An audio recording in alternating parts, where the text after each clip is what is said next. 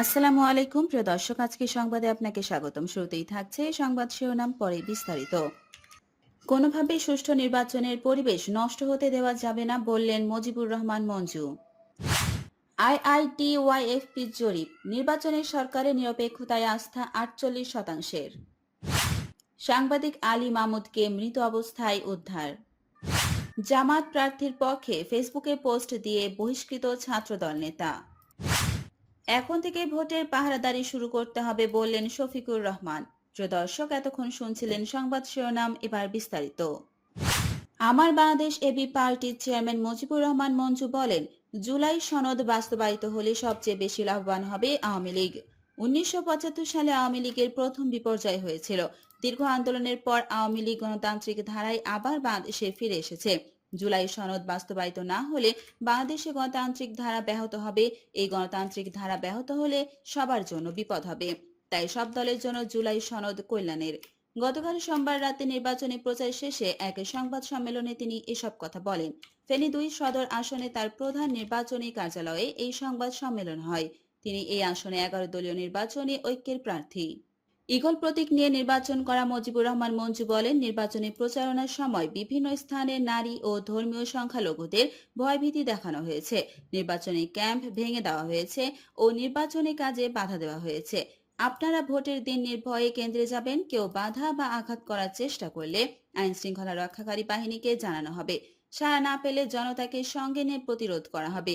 কোনোভাবেই সুষ্ঠু নির্বাচনের পরিবেশ নষ্ট হতে দেওয়া যাবে না। নিজের পরিকল্পনার কথা জানিয়ে মুজিবুর রহমান বলেন, আমি জাতীয় রাজনীতির প্রভাব কাজে লাগিয়ে জাতীয় ঐক্য ধরে রাখতে সর্বোচ্চ ভূমিকা রেখেছি। জুলাই সনদ প্রণয়ন, সব দলের সঙ্গে সুসম্পর্ক এবং এলাকার উন্নয়নে সাধ্যমতো কাজ করেছি।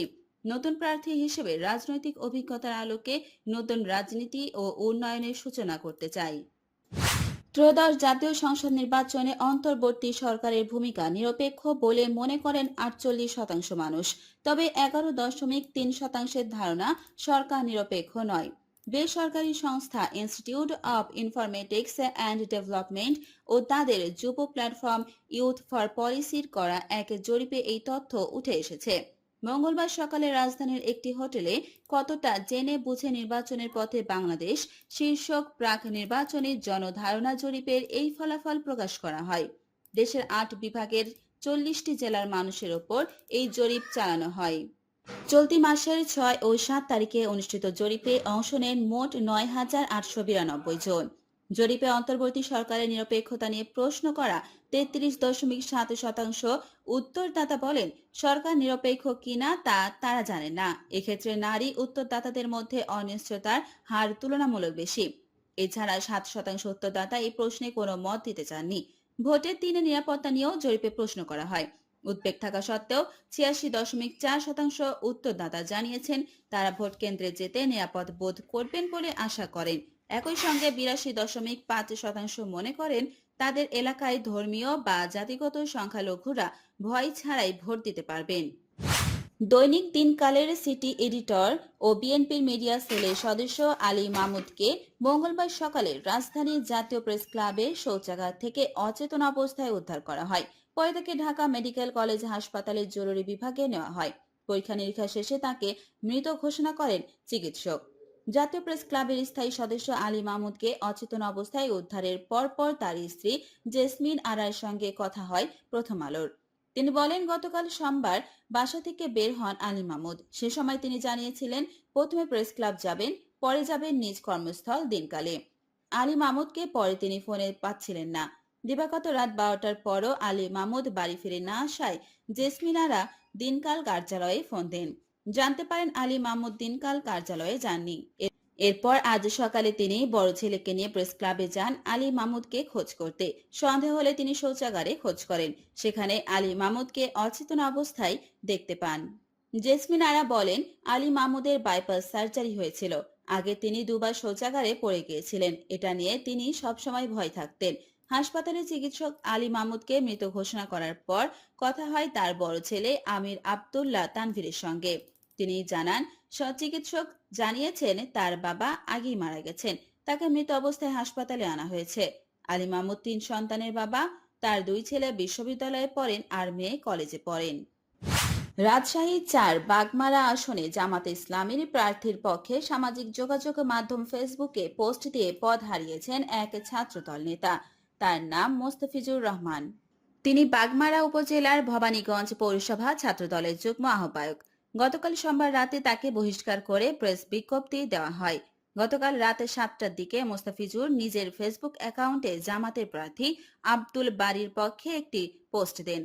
আগের দিন মোস্তাফিজুর রহমান জামাতের প্রার্থী নির্বাচনী জনসভার একটি ছবি সহ পোস্ট দেন। সেখানে তিনি লেখেন, দাঁড়িপাল্লার জয় হবে ইনশাআল্লাহ। সবশেষ পোস্টে ৩ ঘন্টা পর ছাত্রদলের কেন্দ্র দপ্তর সম্পাদক জাহাঙ্গীর আলমের সই করা একটি প্রেস বিজ্ঞপ্তিতে মোস্তাফিজুর রহমানকে বহিষ্কারের কথা জানানো হয়। ওই বিজ্ঞপ্তিতে বলা হয়, সাংগঠনিক শৃঙ্খলা ভঙ্গের সুনির্দিষ্ট অভিযোগের ভিত্তিতে তাকে বহিষ্কার করা হয়েছে। এ বিষয়ে মোস্তাফিজুর সংবাদ মাধ্যমকে বলেন, এতে কিছু যায় আসে না, তবে বহিষ্কারে আমার ফেসবুক আইডির নাম ব্যবহার করা হয়েছে। সাংগঠনিকের নাম মিলন পারভেজ। এখন থেকে ভোটের পাহারাদারি শুরু করতে হবে বলে মন্তব্য করেছেন জামাতে ইসলামীর আমির শফিকুর রহমান। তিনি বলেছেন, কোনো জালিয়াত, ভোটচোর, অবৈধ ইঞ্জিনিয়ার যেন জনগণের কপাল নিয়ে খেলতে না পারে, তা রুখে দিতে হবে। এখন থেকে পাহারাদারি শুরু করতে হবে। বিজয়ের মালা গলায় পরিয়ে দিয়ে তারপর আপনারা ঘরে ফিরবেন। সোমবার দুপুরে রাজধানীর মোহাম্মদপুর কেন্দ্রীয় ঈদগাহ মাঠে ঢাকা ১৩ আসনে ১১ দলীয় নির্বাচনী ঐক্যের প্রার্থী বাংলাদেশ খেলাফত মজলিসের আমির মামুনুল হকের নির্বাচনী সমাবেশে প্রধান অতিথির বক্তব্যে শফিকুর রহমান এই কথা বলেন।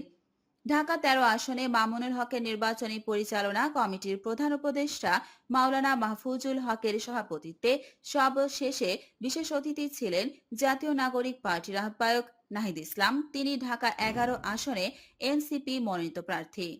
জনগণের আকাঙ্ক্ষার ভিত্তিতে ১১ দল এবার একত্র হয়েছে বলে মন্তব্য করেন শফিকুর রহমান। তিনি বলেন, আমরা একত্রিত হয়েছি জুলাই যোদ্ধাদের আকাঙ্ক্ষার ভিত্তিতে। আমরা একত্রিত হয়েছি একটি নতুন বাংলাদেশ গড়ার স্বপ্ন নিয়ে, যেই স্বপ্ন এদেশের ১৮ কোটি মানুষ এখন লালন করে। আমাদের এই একত্র হওয়া চাঁদাবাজ, দুর্নীতিবাজ, মামলাবাজ এবং সব ধরনের অপরাধ জগতের যারা কারিগর তাদের বিরুদ্ধে। জনগণ যখন ঐক্যবদ্ধ হয়েছে, তখন জনতারই বিজয় হবে ইনশাআল্লাহ। প্রিয় দর্শক, সরকার কি সত্যি নিরপেক্ষভাবে কাজ করছে? আপনার কি ধারণা তা আমাদের জানিয়ে দিবেন। এবং সেই সাথে জনগণের আকাঙ্ক্ষার ভিত্তিতে ১১ দল এবার যে একত্রিত হয়ে কাজ করছে, একত্রিত হয়ে কি তারা তাদের মূল লক্ষ্যে পৌঁছতে পারবে? আপনার যা ধারণা তা আমাদের মন্তব্য করে জানিয়ে দিতে পারেন।